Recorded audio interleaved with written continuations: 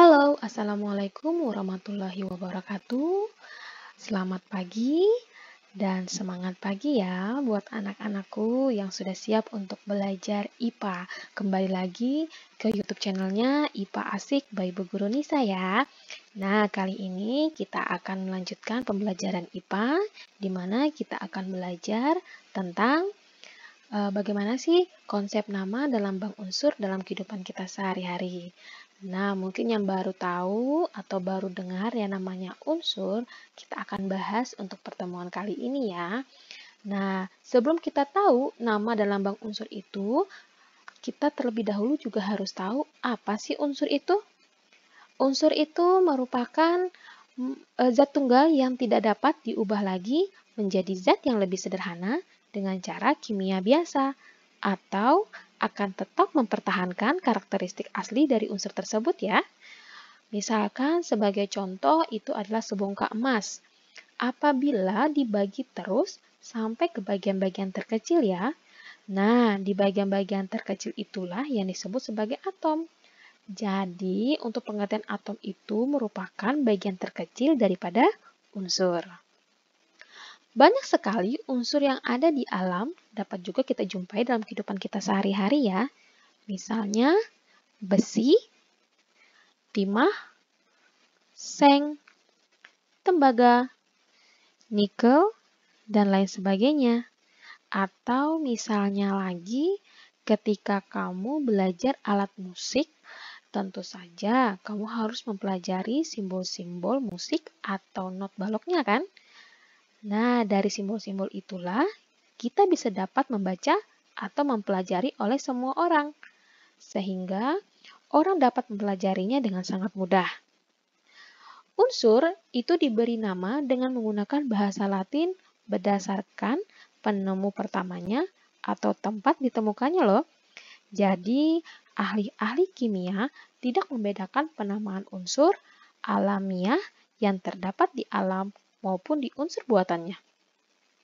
Beberapa unsur menggunakan nama untuk menghormati identitas penemunya atau tempat penemuannya. Simbol unsur dibuat untuk memudahkan dalam penulisan nama unsur, yaitu dengan cara menyingkatnya. Simbol unsur inilah yang saat ini kita gunakan secara internasional dengan menggunakan simbol unsur yang diusulkan oleh ahli kimia, yaitu John Jacob Berzelius. Nah, ilmuwan inilah yang membuat cara pemberian nama ilmiah pada unsur. Yaitu, yang pertama, setiap unsur dilambangkan dengan satu huruf, yaitu huruf awal dari nama latinnya. Dan yang kedua, huruf awal ditulis dengan huruf kapital atau huruf besar. Dan yang terakhir, bagi unsur yang memiliki huruf awal yang sama, akan ditambahkan atau diberikan satu huruf kecil dari nama unsur tersebut ya. Atau contohnya,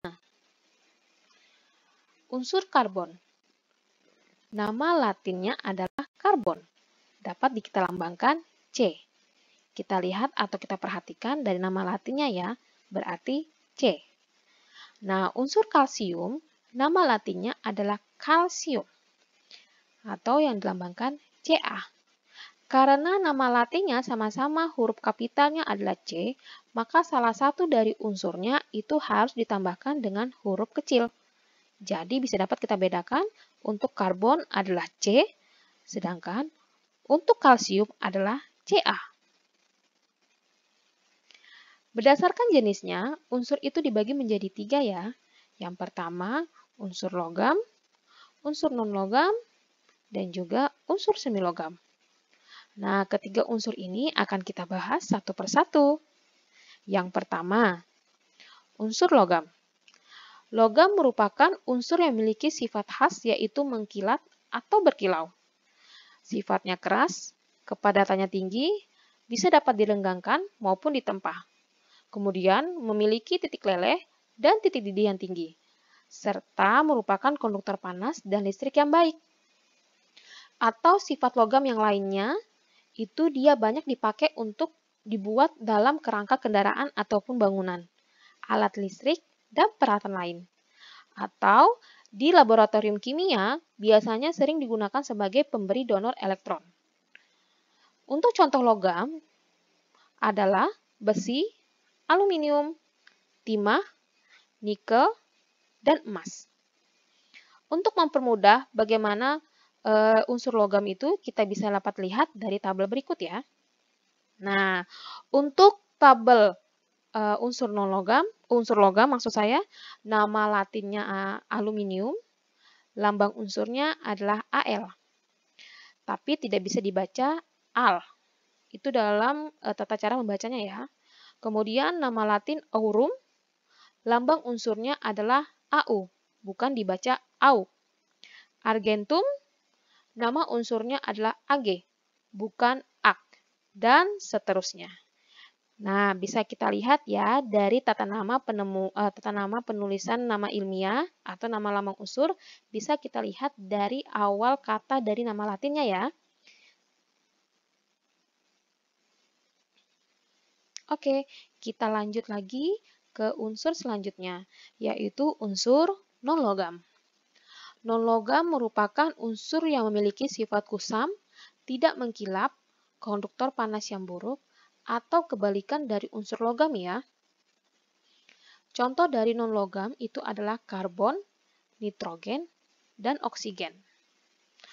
Untuk mempermudah atau mengetahui dari unsur non-logam, bisa kita lihat dari tabel berikut. Nah, untuk nama latin oksigen, lambangnya adalah O. Hidrogen, lambang unsurnya H. Dan seterusnya. Nah, teman-teman bisa nggak membedakan antara lambang unsur dari non-logam maupun logam? Bisa kita lihat, kalau misalkan kita lihat dari tabel logam tadi, lambang unsurnya dia dibantu oleh huruf kecil ya. Nah, kalau untuk lambang unsur di unsur non-logam, dia kebanyakan menggunakan huruf kapital besar atau diambil dari depan nama latinnya. Untuk selanjutnya adalah unsur semilogam.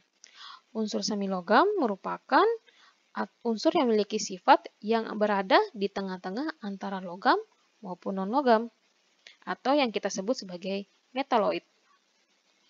Unsur ini dapat kita temukan di tabel periodik unsur ya, di mana untuk unsur logam itu berada di sebelah kiri tabel dan non-logam itu berada di sebelah kanan tabel.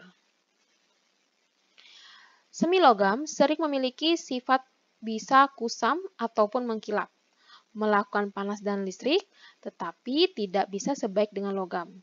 Merupakan semikonduktor yang baik, biasanya lunak dan juga liat. Dan juga sifat yang lainnya dia sebagai pemberi dan penerima elektron pada reaksi kimia. Contoh-contoh dari semilogam itu adalah boron, silikon, germanium, arsenik, antimon, dan lain sebagainya.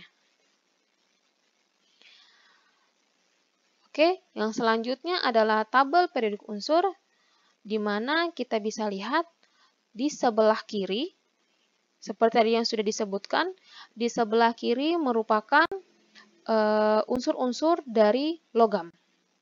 Nih ya, saya tandain. Kemudian, yang berada di tengah itu adalah unsur-unsur sifat pada semilogam.